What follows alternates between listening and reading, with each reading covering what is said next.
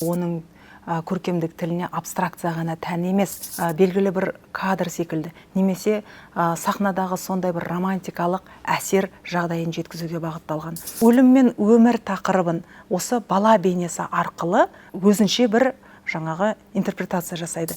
Сәлеметсіздер ме, құрметті көрермен? Қаламарт бағдарламасының келесі санын назарларыңызға ұсынамын.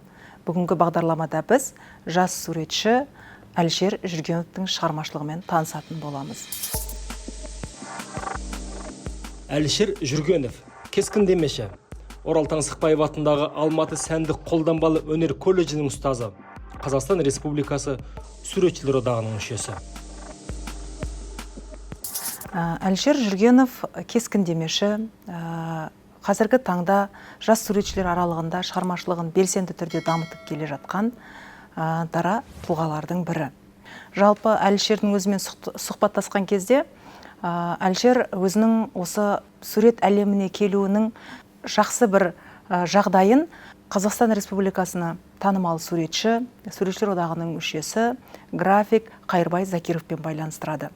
Яғни менің кішкене күнімде ата-анам сол Қайырбай деген суретші кісінің бар екенін біліп, сол кісіні іздеп тауып, мені алып барып, сол кісінің қолынан бата алғызды дейді. Содан кейін барып, менің сол кісінің аузынан естіген сөздерім арқылы сурет өнеріне деген қызығушылығым артып, әрі қарай үйренсем, білсем, сол кісілер секілді болсам деген талпынысым күшейе түсті дейді. Кейіннен қосымша сабақтар алып болғаннан кейін 9-шы сыныпты тәмамдағасын Алматы қаласына келіп, осындағы Орал Таңсықбаев атындағы Алматы көркем сурет сәндік қолданбалы колледжіне оқуға тапсырып, сол жерде театр безендіруші, яғни сахна суретшісі мамандығы бойынша білімін алып шығады.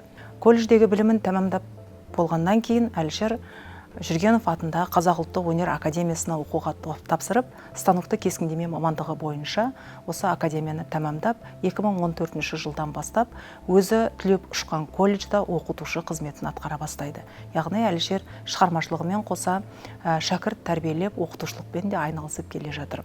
Әлішер жалпы заманауи Қазақстан бейнелеу өнерінде өте ізденімпаз, белсенді суретшілердің бірі болғанымен, ол осы дәстүрлі реалистік академиялық мектепті жалғастырушылардың бірі, яғни солардың ізін жалғаушылардың қатарында. Сондықтан да Әлішердің шығармашылығынан біз кәдімгі қондырғылы кескіндеменің дәстүрлі жанрларын, пейзаж, портрет, тарихи жанр, тұрмыстық жанр, сонымен қатар тақырыптық туындыларда, композиция құруда көбінесе осы дәстүрлі академиялық мектептің принциптеріне көбірек жүгінетінін байқаймыз. Көбінде Әлішер шығармашылығын бақылай келе байқағанымыз, этюд жазуды, табиғат аясына шығып, пленерге барып, өзінің шығармашылық қарым қабілетін дамытып отыруды құп көретінін байқаймыз. Себебі оның шығармашылығының басым бөлігін осы табиғатты тамашалауға, табиғаттың өзіне шығып, етене зерттеуге арналған этюдтық жаңағы туындыларын көреміз. Осындай этюдтық туындыларының негізінде суретші әрі қарай үлкен тақырыптық жұмыстарына деген көптеген бастамалар жасайды. Енді Әлішер шығармашылығын не үшін таңдап алдық? Яғни Әлішер Жүргеновты жас суретші ретінде, белсенді суретші ретінде таңдап алуымыздың бір себебі заманауи Қазақстанның заманауи бейнелеу өнері тек қана абстрактылы мәнерден тұрмайды. Немесе оның көркемдік тіліне абстракция ғана тән емес. Реализм ол өлген жоқ. Яғни ол да әрі қарай ол бағытты да дамытып өз шығармашылығында қарастыратын суретшілер қатары бар. Және соның өзінен ерекше бір жаңалықты, тың ізденістерді көрсетуге тырысатын суретшілердің бар екендігін айтпақшымыз. Әлішер Жүргенов шығармашылық әлемге аяқ басқан сәттен бастап өзінің аға буын суретшілерімен қалыспай, үнемі солармен бірге үлкен көлемді байқауларға қатысып, өзінің бағын сынап жүрді. Алғашқы Әлішердің суретші ретіндегі талпыныстарда осы байқауларға қатысудан көрінген болатын. Сол байқауларда батальдық жанрдағы немесе ұлттық тақырыптағы ойындарға арналған тақырыптарда суретші сол тақырыпты енді ол жас суретші ретінде, жаңа Қазақстанның өкілі ретінде бұрынғы дәстүрлерден ажыраған, қол үзген Қазақстанның жаңа толқын ретінде қалай көретінін, қалай жеткізетінін өзінің шығармашылығы арқылы ұсына бастайды. Сондықтан да біз Әлішердің шығармашылығындағы ұлттық тақырыппен дәстүрлі жаңағы салт дәстүр, ұлттық ойын секілді қазақтың байырғы дүниетанымынан ажырамаған көріністерді байқаған кезде оның әлдеқандай бір салтанатты, мерекелік бір жарқын түстерден тұратын, әсерді сыйлайтын ерекше бір сондай көңілді сәттерін байқаймыз. Себебі суретші реалист болғаннан кейін көбінде романтизм және неоромантизм бағыттарында осы ұлттық тақырыптарды талқылауда көбірек жұмыс жасайтын болғандықтан ностальгия, сағыныш өткенді аңсау үлгісінде бұрынғы тақырыптарға келетінін байқауға болады. Әлішер Жүргенов жаңа этюдке, пленерге шыққан кезде табиғаттың өзін зерттейді. Табиғаттың өзімен етене таныс бола отырып, көп нәрсені табиғаттың өзінен үйренеді десек, сол үйренген дүниелерінің ең бастысы бұл түс тану және түсті мың түрлі түске табиғат секілді құбылту болатын. Әлішердің шығармашылығындағы түстік шешімі де сондықтан әп сәтте әр туындысында біресе күңгірт, біресе жарқын болып, біресе салтанатты, біресе нәзік шешім тауып әп сәтте құбылып жатады. Bir жағынан оған әсері менің ойымша Әлішердің мынау колледжде алған театр сахна безендірушісі мамандығына бойынша алған білімінің де әсері болу керек. Себебі бұл жерде қанық, ашық түстермен, жарықпен жұмыс жасай отырып, суретші туындыны алдын ала жаңағы композициясын құрастыруды, оның түстеріне белгілі бір символикалық мән беруді терең қарастырады. Ал енді академия қабырғасына келген кезде суретші Жұмақын Қайранбаевтан тәлім ала отырып, енді тек жаңағы символикалық мағыналарды формадан, түпкі мәннен іздеуді де жаңағы өзіне арқау ете бастайды. Оның шығармашылығында осы сондықтан да жаңағы массивті формалармен, ауқымды формалармен, нәзік формаларды салыстырмалы қарастыру, олардың көркемдік шешімін туындыда ұсыну секілді ізденістер алғашқы кезеңде айқын көріне бастайды. Мысалы, суретшінің 2015 жазылған Тылсым атты туындысы осы бұқа үстіндегі нәзік қыздың бейнесін ұсынады. Бұл жерде тылсымдық, яғни құпиялылық, тылсымдық, бейтараптылық жағдайды суретші орта арқылы жеткізсе, салыстырмалы түрде нәзік қыздың бейнесімен алып бұқаның образы арқылы екі жаңағы бір-біріне қарама қайшы формаларды салыстырмалы түрде ұсынады. Бұл жерде бұқа, асау бұқа қызға қалай бағынып тұр және асау бұқаның үстінде отырған қыздың нәзік лирикалық бейнесі соншалықты әсерлі шешім тауып көрерменін елітеді. Әрине, бұл туындыны бір қараған кезде оның астарынан біз грек мифологиясын, Зевстің Европаны алып қашуы секілді мазмұндарды іздеуіміз мүмкін, бірақ суретші үшін бұл жерде негізінен жаңағы нәзік және ауқымды формаларды салыстырмалы түрде қарастыра отырып, соның бір үндестігін, соның бір әдемі нәзік байланысын іздеу маңыздырақ болған секілді. Әлішер Жүргенов жалпы шығармашылығында ұлттық тақырыптарға көбірек қалам тартады деп айттық. Соның ішінде мысалы кездесу немесе құсбегілер атты тақырыптағы туындылары сахналық бір костюм киіп шыққан кейіпкерлер секілді әсер қалдырады. Яғни туынды композициясы сахналық қойылым секілді ұйымдастырғандай. Себебі бұл жерде кездесу туындысындағы жігіт пен қыздың жеңіл, жаңағы жылқы үстіндегі жеңіл кешкі мезгілмен келе жатқан әсері белгілі бір кадр секілді, немесе сахнадағы сондай бір романтикалық әсер жағдайын жеткізуге бағытталған.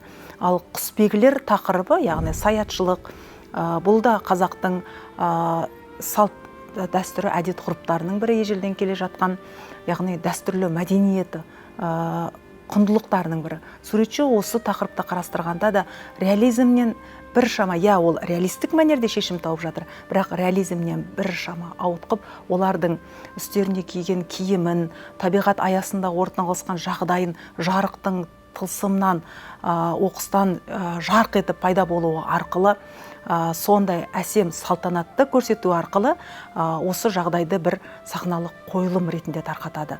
Соның әсерінен ностальгия әсері, яғни өткенді, оны бір жұпыны немесе қатал табиғат аясындағы бір азапты жаңағы әурешілігі көп жағдай сияқты емес, керісінше құсбегілік бұл атадан балаға мұра болып қалған, жоғалтуға болмайтын, әрі қарай ұлттық ойындардың немесе рухани құндылықтардың бір ретінде жалғастырып алып кетуді қажет ететін дүниетанымдық ұлттық тәрбиенің бір тармағы секілді өте әсем үлгіде шешеді. Сондықтан да ол көрерменін өзінің осындай ұлттық тақырыптар тарқатудағы ерекшелігіне бір таң қалдыру, тамсандыру арқылы алып келгісі келеді. Яғни қазақтың бұрынғы мәдениеті, бұрынғы тұрмыс тіршілігі, ол да сондай сән салтанатты, көз сүйсінетіндей, адамның, жаңағы көрерменнің өзінің бір сүйіспеншілігін оятатындай тамаша бір әсерде жеткізуге тырысады. Ұлттық тақырыптарды тарқатуда суретші енді жаңағы театралдылықтың әсерінен композицияны өте жүйелі түрде ойластырып, құрастыра отырып, оны сән салтанатқа, әсем сәнді көрсетуге бағыттайтынын байқадық. Бірақ ұлттық тақырыптардың астында ол халықтық мұраларды, яғни олардан ұялмау керегін, оларды насихаттау керек екенін бір мәтін астында тұспалдап айтқысы келгендей. Сонымен қатар Әлішер Жүргенов ұлттық тақырыптарды тарихи жанрдың мазмұнында, сонымен қатар мифологиялық жанрдың мазмұнында да өте әсерлі тарқата біледі. Солардың бірі Әлішер Жүргеновтың былтырғы 2023 жылы болған үлкен байқауға қатысқан туындысы. Әрине, ол байқауда бұл жұмыс орын алмаса да, өзіндік көркемдік шешімімен көрерменін бейжай қалдырған жоқ.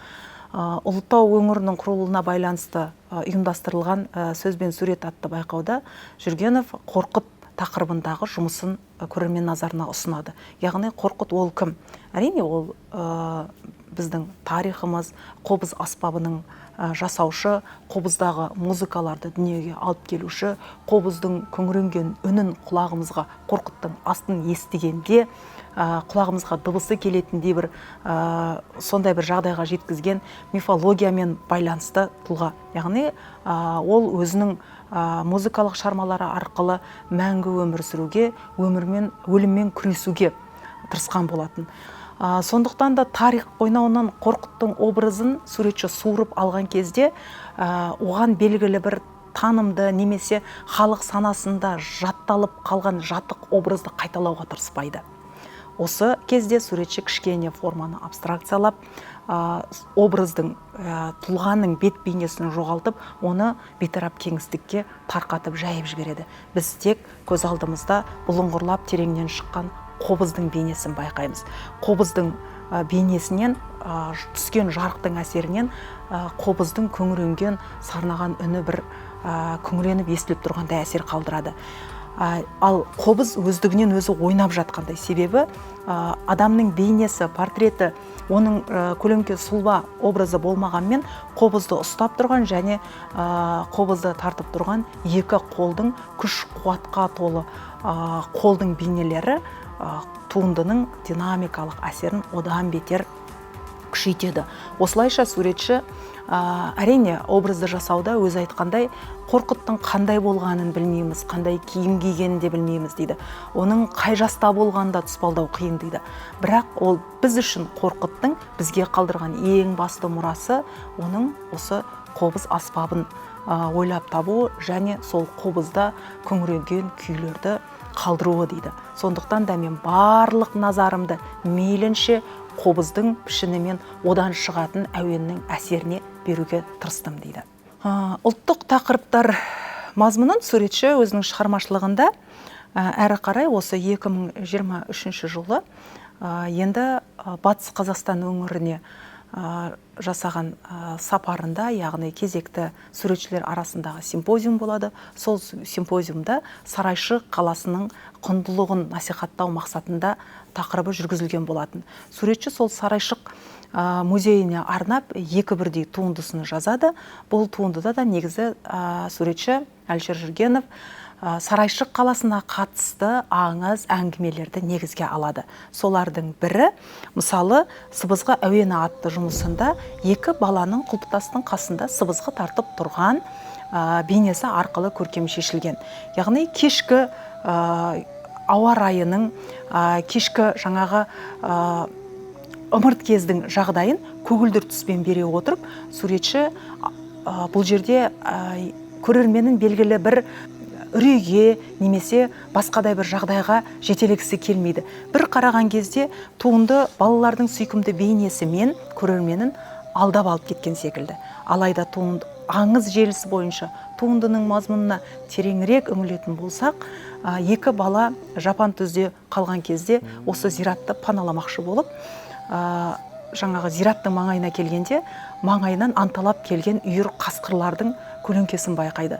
Сол кезде сол қасқырлардан қорғану үшін сыбызғы тартса, табиғаттың барлығы сыбызғының үніне ұйып, адамға жаңағы жыртқыш жануарлардың тиіспейтін туралы аңыздың саналарының түбінде қалғаны естеріне түсіп, соның әсерімен екеуі сыбызғыда ойнай бастайды.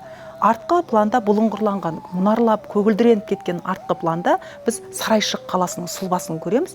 Сол Сарайшық қаласының сұлбасының бер жағында келе жатқан жаңағы үйір қасқырлардың көлеңкелері де байқалып қалады. Осылайша суретші өлім мен өмір тақырыбын осы бала бейнесі арқылы өзінше бір жаңағы интерпретация жасайды. Яғни бала ол бейкүнә, аңғал, ешқашан өмір туралы соншалықты трагедиялық, драмадық тұрғыда ойлана қоймайды. Себеп бала ол ойын баласы. Сондықтан өліммен бетпе-бет келген кезде әрине бала ол ересек адамдарға қараған кезде тылсымға, құпияға, сондай бір жаңағы оның сенімі әлде қайда мықты болады.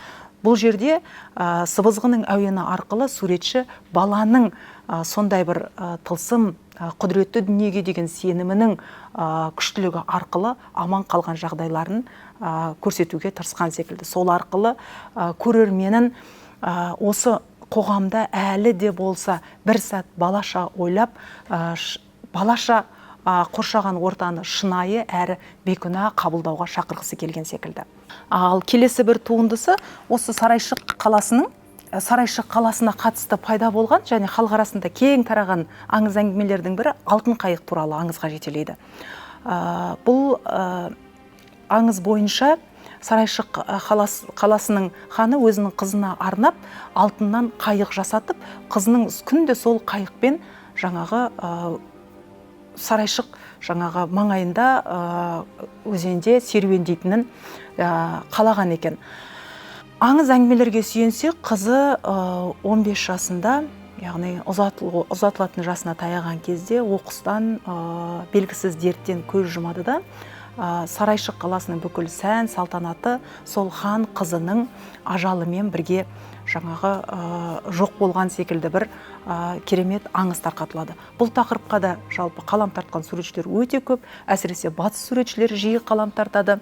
Сарайшық қаласы бұл Алтын Орда дәуіріндегі кезеңнің астанасы және де бір алтын ғасыр іспеттес болған еді. Сондықтан да бұл кезеңдегі аңыз да сол қаланың дәулетті, бай кезеңімен халықтың өміріндегі қой үстіне бозторғай жұмыртқалаған бейбіт өмірімен молшылық сәтімен баяндалады. Суретші де осы тақырыпты баяндау барысында хан қызының кешкі серуенде өзінің жаңағы нөкерлерімен алтын қайықта серуендеп жүрген және сол хан қызы серуенге шыққан кезде бүкіл аққулар көлге келіп қонып, хан қызының қолынан жаңағы жем жейтінін көрсетуге тырысқан. Әрине, Жүргенов Әлішер жас суретші болғандықтан тақырыпқа сол жастық жігермен, жастық бір жаңағы албырт сезіммен келген. Бұл жердегі хан қызының әсем сұлу бейнесі бүкіл бір маңайға жарық сәуле шашып тұрғандай әсер қалдырады. Кейіннен осы симпозиум біткеннен кейін Сарайшық мұражайы осы екі туындыды да өзінің қорына қалдырып алып қалған екен. Қазіргі таңда бұл туындылар осы Батыс Қазақстан өңірінде Сарайшық музейінің жаңағы залдарын безендіріп тұр.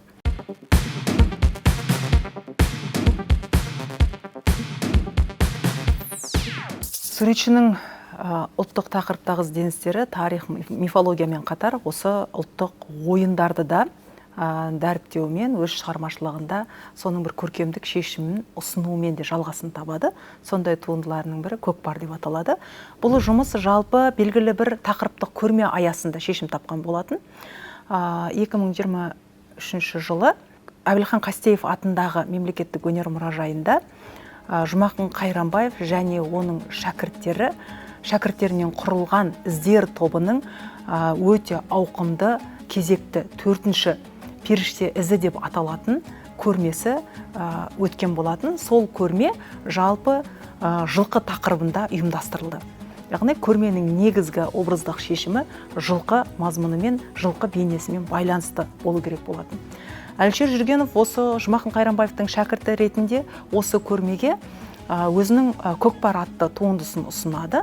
Көкпар тақырыбында суретші енді көкпар ойынның қаншалықты динамикалық қозғалысқа, іс-әрекетке негізделген көкпар ойынның қарқынды бір шешімін қарастыруға тырысқан. Сондықтан да көкпар мазмұнын барынша қарқынды динамикалық тұрғыда көрсету үшін суретші композиция құруда экспрессивті мәнерді іздестіруге тырысады. Соның әсерінен кенептің алдына барып тұрған кезде, туындының алдына барып тұрған кезде құдды бір көкпаршылар кенептің түбінен алдыға қарай бірін-бірі таптап кетуге дайын үлгіде бір шауып келе жатқан екпінмен шешім тапқан. Сол көкпардың күші, көкпардың қарқыны, ойын барысындағы ойыншылардың бірін-бірімен тартысқан әсерін суретші осы алдыға қарай ұмтылған екпінді қозғалыс арқылы жеткізеді. Көкпар әрине бұл ойын біріншіден. Яғни бейнелеу өнерінде әрбір кезеңде көкпарды суретшілер сол қоғамдағы, сол жаңағы тарихи жағдайдағы бір кезеңдерге қатысты да қолданып көрді. Яғни ол архетип ретінде, жылқы образы архетип ретінде де тарқатылып жатты. Яғни қазақ халқының еркіндікке ұмтылатын, тәуелсіздікке ұмтылатын бір жаңағы бейнесі ретінде де шешім тауып жатты. Бірақ Жүргенов қайтадан бүгінгі қоғамда көкпарды ойын ретінде қарастыруды жөн көреді. Яғни оның саяси тағы да басқа астарларын ысырып қойып, көкпар бұл бірінші ойын. Яғни ойын бұл өзінің ережесі, шарты және уақыты бар.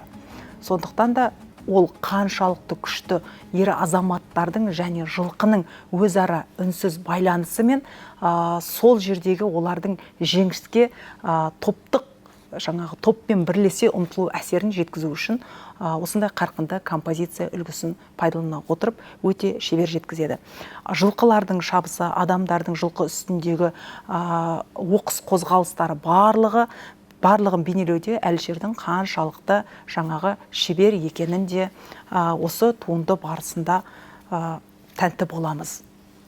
Суретші пейзаж жанрында жұмыс жасауда да қатып қалған бір шеңберге өзін жаңағы бұғауламайды. Себебі пейзаж суретші үшін оның еркін әрі кең көсілетін саласы. Сондықтан да кейбір жерлерде ол көбінесе өзінің бір табиғат арқылы сезімін, әсерін жеткізіп жатса, кейбір жерлерде ол техникалық мүмкіндіктерін де зерттеген секілді әсер қалдырады. Сондықтан Әлішердің пейзаж жанрындағы туындылары жан-жақты әртүрлі сипат алады. Мысалы, солардың ішінде Саябақ атты туындысы Алматы қаласындағы танымал демалыс орындарының этюдтік бейнесін ұсына отырып, импрессионистік мәнерде тез, жылдам жазылған пастозды бір шешімді қарастырған секілді.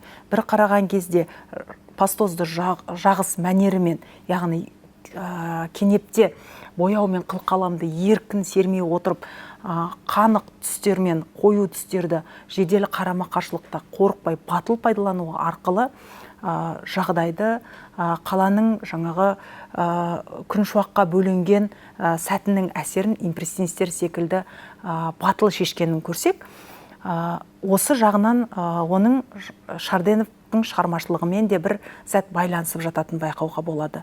Ал жарыққа мән беру арқылы суретшінің түстік шешімдерді іздеудегі өзінің жаңағы қырларын байқап жатамыз. Әлішер Жүргеновтың тағы бір қызығушылық танытатын тақырыптарының, жанрларының бірі бұл портрет жанры. Әсіресе сол портрет жанрында әрине суретші көбінде тапсырыстар орындап жатады, және де танымал белгілі ұлт қайраткерлерінің туындыларын қайта бет бейнелерін жаңғыртып жатады. Дегенмен Әлішер шығармашылығында негізінен портрет өзінің жақын адамдармен, өзінің баласының бейнесін бейнелеу арқылы, немесе жаңағы жанына жақын адамдардың бейнелерін бейнелеу арқылы толығып жатады. Сол портреттер галереясында ерекше көрермен назарына түсетін туындылардың бірі бұл суретші Салихиддин Айтбаев пен Мұхит Калимовтың портреті.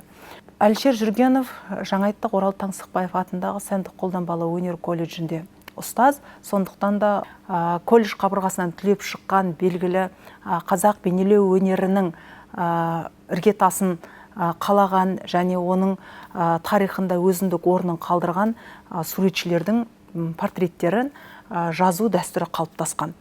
Осы дәстүрді бірізді жалғастыру мақсатында Әлішер осы колледжда түлеп шыққан және сол колледжда дәріс беріп шәкірт тәрбиелеген екі суретші Салихиддин Айтбаев пен Мұхит Калимовтың шығармашылық жаңағы бет бейнелерін өте тамаша шебер жеткізеді. Яғни суретші үшін бұл тек қана сыртқы, портретте сыртқы ұқсастықты ғана емес, сонымен қатар бейнеленушінің ішкі әлемін, рухани жай-күйін және оның кәсіби ортасын, қызығушылық аясын барлығын шебер жеткізу аса маңызды. Сонымен қатар Жүргеновті балалық шақтың естеліктері де өте қатты қызықтырады.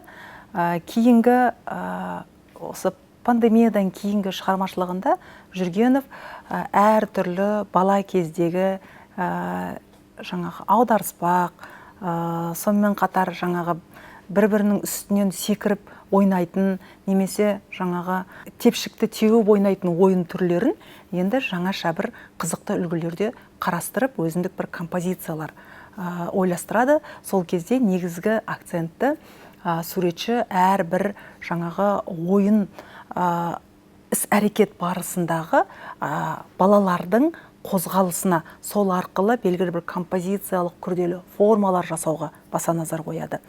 Бұны да суретші, яғни іздестіру барысында өзінің шығармашылығында Тайбиевтің, сол ұстазы Әли Бақтыгереевтің, одан кейін түстік шешімі жағынан, орындау техникасы жағынан Жұмақын Қайранбаевтың мәнерлерін біріктіре отырып өзіндік бір шешімде қарастырады. Жалпы Жүргенов шығармашылығы әлі де өте қызықты, жан-жақты қарастыруды талап етеді.